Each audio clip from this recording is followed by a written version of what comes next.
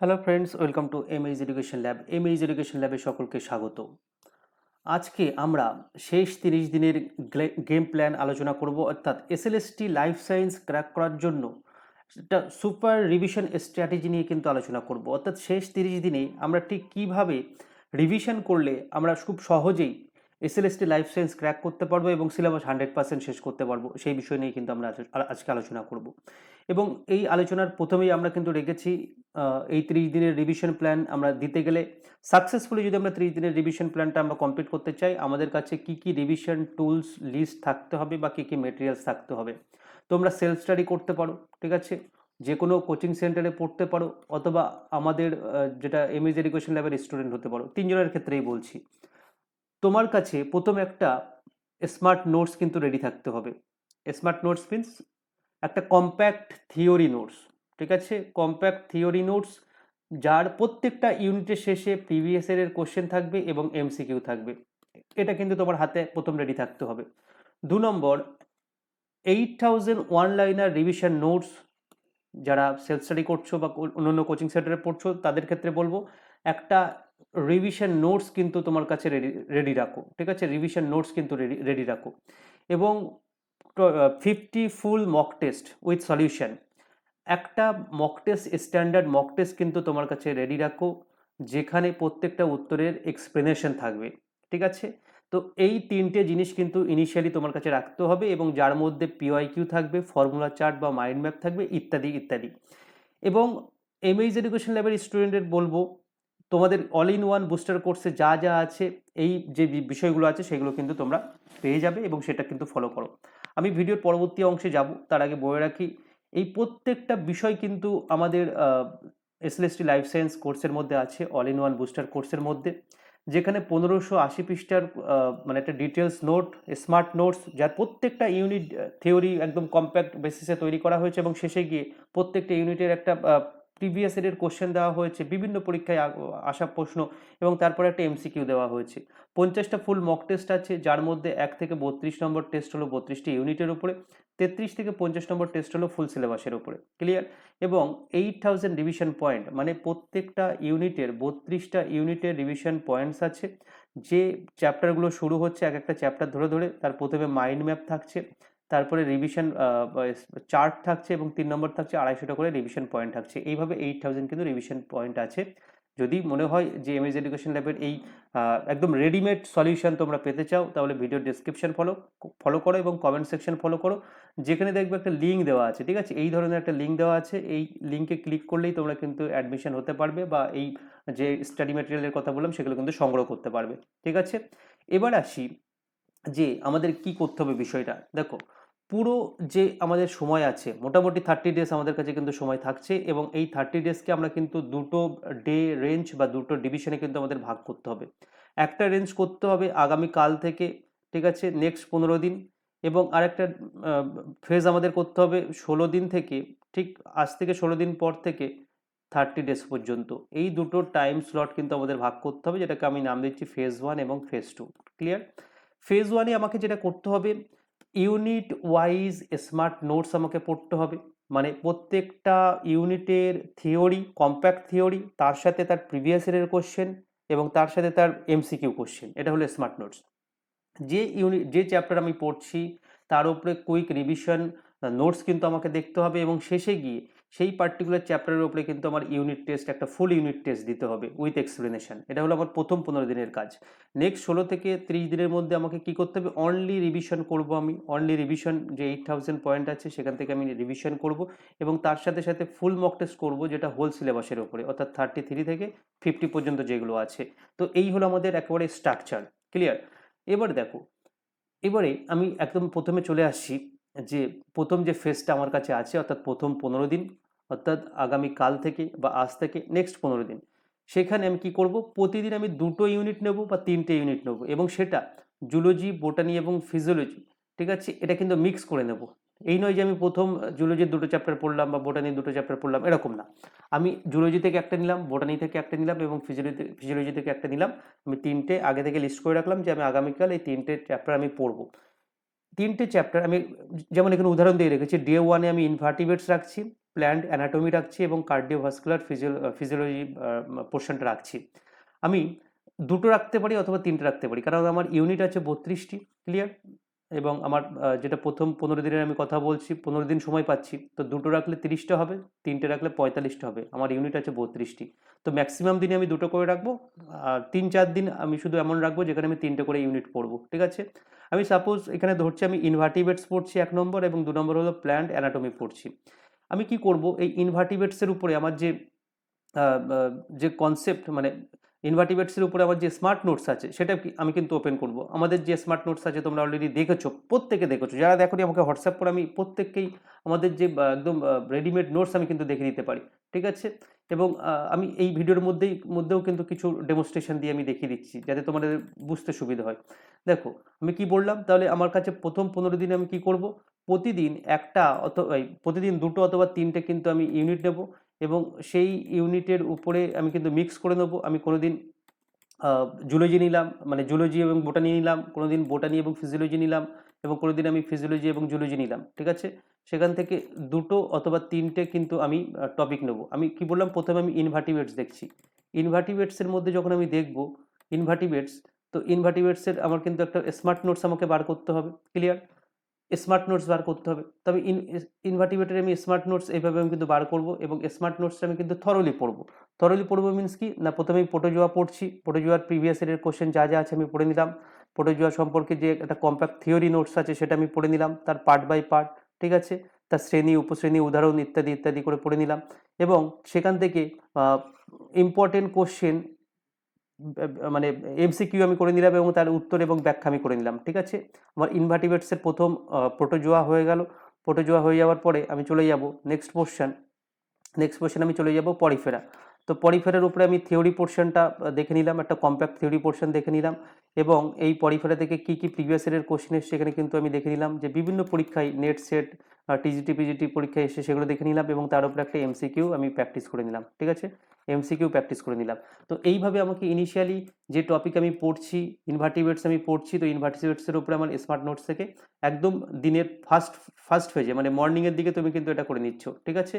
এবার এই smart notes আমার যখন পড়া হয়ে গেল, তার সাথে সাথে আমি কিন্তু ওয়ান লাইনার রিভিশন পয়েন্টস পড়বো, মানে পার্টিকুলার ওই ওই ওই টপিকটা আমি বার করব। মানে এখানে আমি ইনভার্টিব্রেটসের মধ্যে আমি স্মার্ট নোটস পড়েছি, তখন আমি কি করব, এই সুপার রিভিশন নোটস আমি তোমাকে দেখাচ্ছি। এই সুপার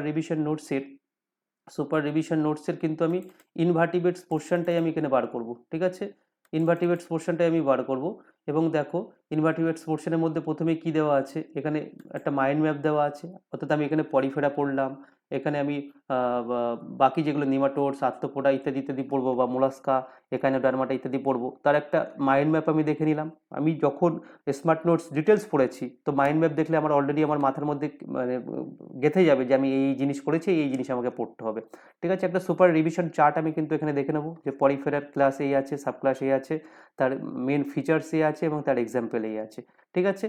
এবং যেটা ইনভার্টিব্রেটসের সেকেন্ড ফেজের যে সিলেবাসটা আছে, যে বিভিন্ন ফ্লাজেলা, সিলিয়া, প্যারাপোডিয়া, নেফ্রিডিয়া, এদের গঠন এবং কার্য, তো সেটাও কিন্তু আমরা মাইন্ড ম্যাপ এবং রিভিশন চার্টের মাধ্যমে দেখে নিলাম। ঠিক আছে? তারপরে আমি কি করব, কুইকলি এর উপরে 250টা করে পয়েন্ট দেওয়া আছে, এটা তুমি আগেরটা মর্নিং থেকে মোটামুটি সকাল থেকে দুপুর 12টা-1টা পর্যন্ত পড়তে পারো। আর এই যে রিভিশনের কথা বলছি, এটা দুপুর 2টোর পর থেকে মোটামুটি সন্ধ্যা বা রাত 7টা-8টার PM এর মধ্যে কিন্তু এই অংশটা শেষ করতে হবে। ঠিক আছে?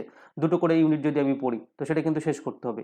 যেমন এখানে প্রত্যেকটা পয়েন্ট কিন্তু পার্ট বাই পার্ট বলা হয়েছে। যেমন মেজর ফাইলাম থেকে আমি ওয়ান লাইনার করছি, এবং বলছি যে পরিফেরা প্রাণীর পর্বের দেহ ছিদ্রযুক্ত এবং কোষ স্তর পর্যায়ে গঠিত।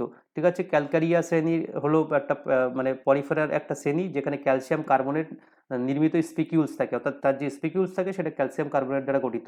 তো এইভাবে আমি একদম পুরো 250 পয়েন্ট এখানে দিয়ে রেখেছি, তো সেটা আমাকে পড়তে হবে। ঠিক আছে? তাহলে আমার 2 নম্বর পয়েন্টটাও আমি এখানে কভার করে নিলাম, যে স্মার্ট নোটস পড়ছি, তার উপরে ওয়ান লাইনার রিভিশন পড়ছি, এবং আমার যে মক টেস্ট আছে, মক টেস্টে 50টা মক টেস্টের মধ্যে প্রথম 32টা মক টেস্ট আমার ইউনিট ওয়াইজ আছে।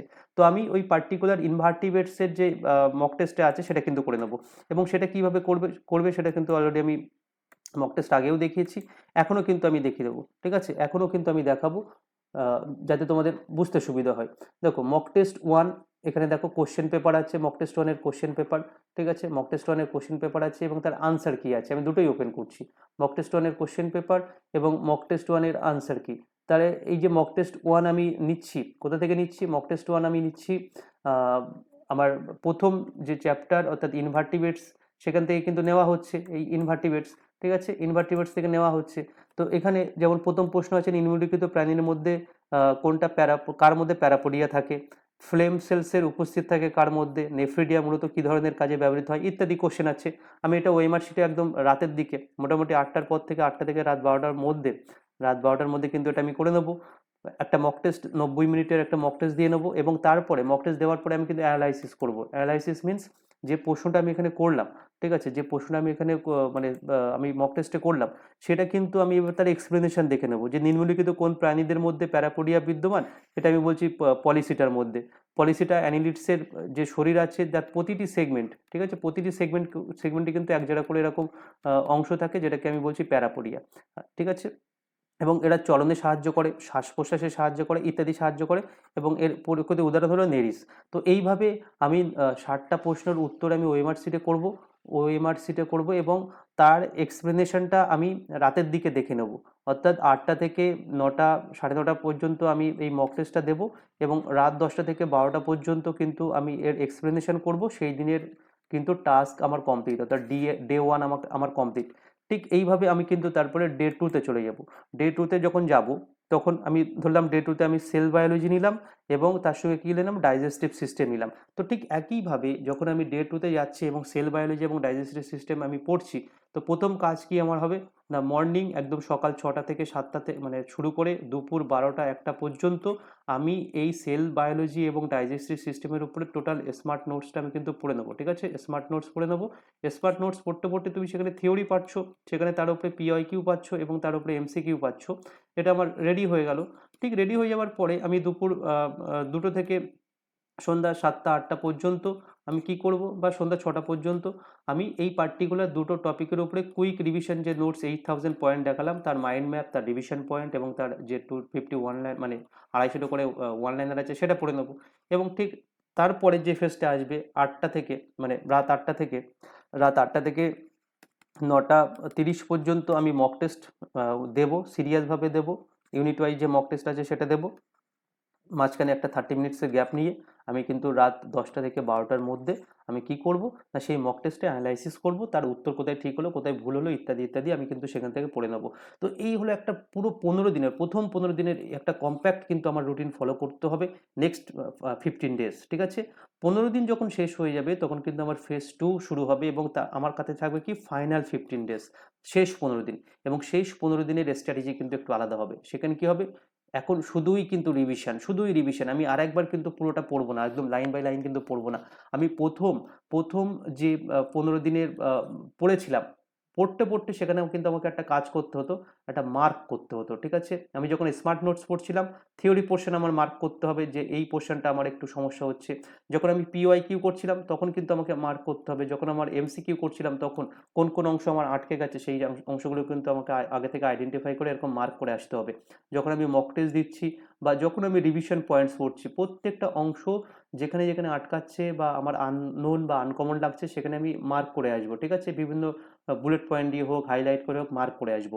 তো এখন যখন আমি নেক্সট মানে ফাইনাল 15 ডেজ যাচ্ছি তখন কি করব, তখন আমি কিন্তু সেই পয়েন্টগুলো বেশি করে রিভিশন দেবো, ঠিক আছে। এবং আমার এই ক্ষেত্রে দেখো সকালে আমি কি করছি, সকালে আমি একটা ওয়ান লাইনার রিভিশন যে পয়েন্ট মানে বইটা আছে 8000, সেটা তো আমি রিভিশন দেবই এবং তার সাথে সাথে পার্টিকুলার সেই টপিকের যে যে অংশগুলো আগে থেকে আমি মার্ক করে আছি সেই অংশগুলো আমি রিভিশন দেবো, ঠিক আছে। এবং দুপুরের দিকে ফুল মক টেস্ট, যেটা আমি আগেরটা বলেছিলাম 1 থেকে 32 নম্বর, যেটা ইউনিট ওয়াইজ ছিল, বাট এখন গিয়ে আমি কিন্তু 33 to 50 যে মক টেস্ট, ফুল সিলেবাস, সেটা কিন্তু একটা করে আমি দেওয়ার চেষ্টা করব, ঠিক আছে, একটা করে দেওয়ার চেষ্টা করবো এবং সেখানে প্রত্যেকটা প্রশ্ন একইভাবে আমি উত্তর করবো এবং তার অ্যানালাইসিসটা কিন্তু আমি ঠিক একইভাবে করব, ঠিক আছে। তাহলে সকালে আমাকে কি করতে হবে, একটা ইউনিট ওয়ান লাইনার রিভিশন পয়েন্টের মাধ্যমে পড়তে হবে এবং তার আগে যেগুলো মার্ক করা ছিল সেই অংশগুলো আমাকে দেখতে হবে। দুপুরে আমি একটা মক টেস্ট দেবো, ভুল প্রশ্ন বিশ্লেষণ করব, প্রত্যেকটা প্রশ্ন বিশ্লেষণ করব এবং সন্ধ্যার দিকে গিয়ে আমি তার mind map, diagram, quick revision নোটসের যে অংশগুলো বাদ ছিল বা এই মক টেস্টের যে অংশগুলো আমি ভুল করেছি সেই অংশগুলো কিন্তু আরেকবার আমি সন্ধ্যার দিকে ঝালাই করে নেবো, যাতে আমার যে অংশগুলো বাদ থাকছে আমার হয়ে গেল। ঠিক আছে, এটা আমার কিন্তু ফাইনাল পড়া। ক্লিয়ার? এইভাবে কিন্তু আমাকে যেতে হবে এবং শেষ 15 দিনে কিন্তু আমাকে পোমোডোরো টেকনিক ইউজ করতে হবে, কারণ আমাকে বেশি সময় ধরে পড়তে হবে যেহেতু। তো টানা আমি 4 ঘন্টা 5 ঘন্টা একসঙ্গে বসে কিন্তু পড়বো না। 25 মিনিটস পড়বো, 5 মিনিটস ব্রেক নেবো, আধ ঘন্টা হয়ে গেল, আবার শুরু করবো 25 মিনিটসের পড়া এবং মানে 5 মিনিটস, 5 মিনিটের কিন্তু ব্রেক নেবো। এইভাবে আমি সার্কেল করতে করতে করতে কিন্তু লং টাইম ধরে আমি পড়ার মধ্যে থাকতে পারবো, কারণ শেষ 15 দিনে কিন্তু আমার ম্যাক্সিমাম টাইম দিতে হবে এবং একটা মানে একটা ফুল এনার্জেটিক অ্যান্ড কম্প্যাক্ট এবং একদম ফ্রেশ কিন্তু টাইম দিতে হবে। ঠিক আছে, তো এই হবে আমাদের পুরোপুরি একদম স্ট্র্যাটেজি এবং কোন কোন এরিয়া থেকে বেশি ফোকাস করতে হবে সেটাও কিন্তু আমরা এখানে বলে দিয়েছি।